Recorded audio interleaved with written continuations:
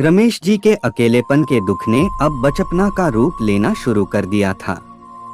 5 साल पहले रिटायर होने से पहले उन्होंने बहुत कुछ प्लान करके रखा था, लेकिन उनकी पत्नी सीमा जी पहले ही अपने आगे के प्रवास के लिए निकल गई थी। वह प्रवास जो मौत के बाद शुरू होता है।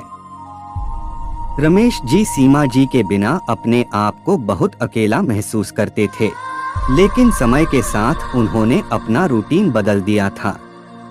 वह सुबह थोड़ा जल्दी उठने लगे थे, इसलिए नहीं कि उन्हें कोई काम होता था, लेकिन इसलिए क्योंकि उनके बहू और बेटा दोनों ही काम के लिए जाते थे और उन्हें आने में रात को देर हो जाती थी। इसलिए सुबह चाय नाश्ते के दौरान उनके साथ थोड़ी बातचीत हो जाए तो अच्छा रहेगा, यही सोचकर सबसे पहले उठ जाया करते थे। लेकिन दोनों के ही पास उनके साथ बोलने के लिए टाइम ही नहीं था। नहीं, आप कोई गलतफहमी मत पाल लीजिएगा। ऐसा नहीं था कि वह रमेश जी के साथ अच्छा बर्ताव नहीं करते थे या किसी सीरियल में जैसे दिखाते हैं वैसा बर्ताव करते थे। उन्हें अपने बहू और बेटे से कोई शिकायत नहीं थी। दोनों ही अपने पिता और ससुर से जैसे बर्ताव करना चाहिए वैसा ही करते थे। लेकिन एक बार रमेश जी कुछ ज्यादा ही जल्दी जाग गए और उन्हें चाय पीने की तलब लगी। उन्होंने किचन में जाकर चाय बनानी चाहिए, लेकिन चाय उबलकर गिर गई और पूरा किचन का प्लेटफॉर्म खराब हो गया। बहू ने ससुर को तो कुछ नहीं कहा, लेकिन उसे गुस्सा जरूर आया था और यह उसकी बॉडी लैंग्वेज से साफ दिखाई पड़ता था। उस दिन तुरंत बेटे ने उनसे कहा कि बाबूजी, हमारा पूरा काम खत्म होने के बाद मैं आपके लिए चाय लेकर आया करूंगा आपके रूम में। एक बार उन्होंने अपने पोते को बस यूं ही कहा था, चलो आज मैं तुम्हें स्कूल तक छोड़ देता हूं, तो वह कहता है कि दादाजी आपको आने की जरूरत नहीं है, मैं अब बड़ा हो गया हूं। अगर आप मेरे साथ आएंगे तो बाकी बच्चे मेरा मजाक उड़ाएंगे और मुझसे कहेंगे कि अकेले आने में डर लगता है, इसलिए दादाजी को साथ में लेकर आता है। उस दिन से रमेश जी चाहे सुबह कितनी ही जल्दी उठ जाएं, वह अपने रूम में ही रहते थे। हॉल में क्या चल रहा है उसका अंदाजा लेने के बाद ही बाहर आते थे। उन्हें पता चल गया था कि वह उनके जीवन का हिस्सा जरूर थे, लेकिन ऐसा हिस्सा जिसे यह लोग अनदेखा करना चाह रहे थे। अब उन्होंने अपना वक्त बिताने के लिए शाम को सैर सपाटे पर निकलना शुरू कर दिया था। उनका रास्ता तय था। वह अपने घर से निकलकर बाजार के 2-3 शोरूम के पास से हर दिन गुजरते थे। इन शोरूम्स में रखी गाड़ियों को देखकर उन्हें अच्छा लगता था।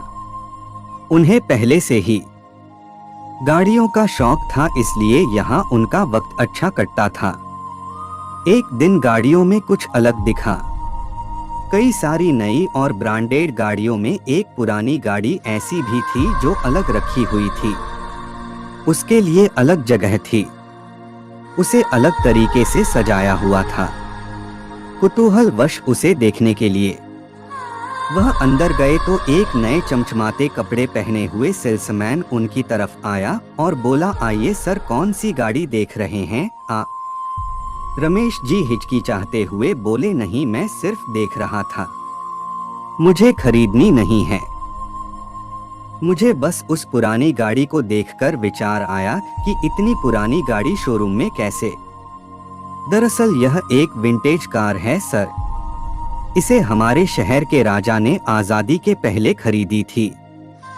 सेल्समैन ने उन्हें उस पुरानी गाड़ी के बारे में जानकारी देते हुए कहा, ऐसा है क्या बेटा, मुझे एक बात बताओ, हर नई गाड़ी पर उनकी कीमत लिखी हुई है, मगर उस पुरानी गाड़ी पर क्यों कोई कीमत नहीं लिखी हुई है?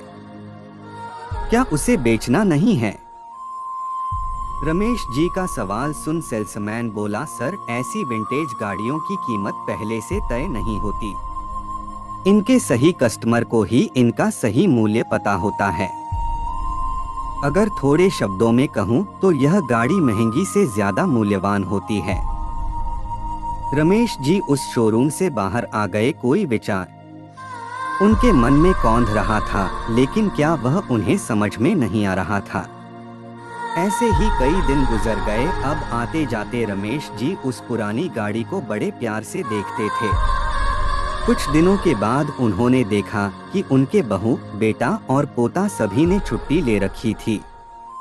वह सोच में पड़ गए कि उस दिन ऐसा क्या खास था जो सब घर पर थे। उन्होंने कैलेंडर भी देखा, मगर उन्हें ना कोई त्योहार दिखा, ना कोई नेशनल हॉलिडे। रमेश जी अपने पोते के साथ खेलते हुए समय बिताने लगे। तब पोते ने कहा, दादाजी पता है आज स्कूल में क्या हुआ? आज स्कूल के सामने जो रास्ता है वहां पर एक 100 साल पुराना पेड़ था। रोड बनाने के लिए उसे तोड़ने वाले थे। तभी वहां पर कुछ लोग मोर्चा लेकर आ गए। फिर उस पेड़ को उस जगह से साबुत हटाकर दूसरी जगह पर लगा दिया गया। हमारी टीचर ने हमें समझाया कि चाहे वह पेड़ पुराना था, लेकिन वह हमें 24 घंटे ऑक्सीजन देता था। रमेश जी को वही अनजाना सा विचार और फीलिंग आई जो उस विंटेज कार को देखकर आई थी। बहू, बेटे और पोते ने रमेश जी को सरप्राइज दिया, क्योंकि उस दिन उनका बर्थडे था। रमेश जी 80 साल के हो चुके थे। रमेश जी ने कभी भी यह सब एक्सपेक्ट नहीं किया था। उनकी आंखों में आंसू आ गए। बहू ने उस दिन उनके पसंद का खाना बनाया था और बड़े प्यार से उन्हें पिरोस रही थी। सभी ने रमेश जी के साथ पूरा दिन बिताया और ढेर सारी बातें की। तब रमेश जी को वही फीलिंग आई जब उन्हें उस विंटेज कार को देखते हुए आई थी। वह अब समझ रहे थे कि पहले वह विंटेज कार, बाद में वह 100 साल पुराना पेड़, यह सब कोई इशारा है। उन्हें समझ में आ गया था कि वह बूढ़े जरूर हो गए हैं, लेकिन उनकी भी वैल्यू उतनी ही है जितनी उस विंटेज कार की थी। दोस्तों, हर बेटा या बेटी अपने माँ बाप के साथ खराब व्यवहार नहीं करते। कभी कभी माँ बाप भी अपने अकेलेपन के चलते नेगेटिव सोचने लगते हैं।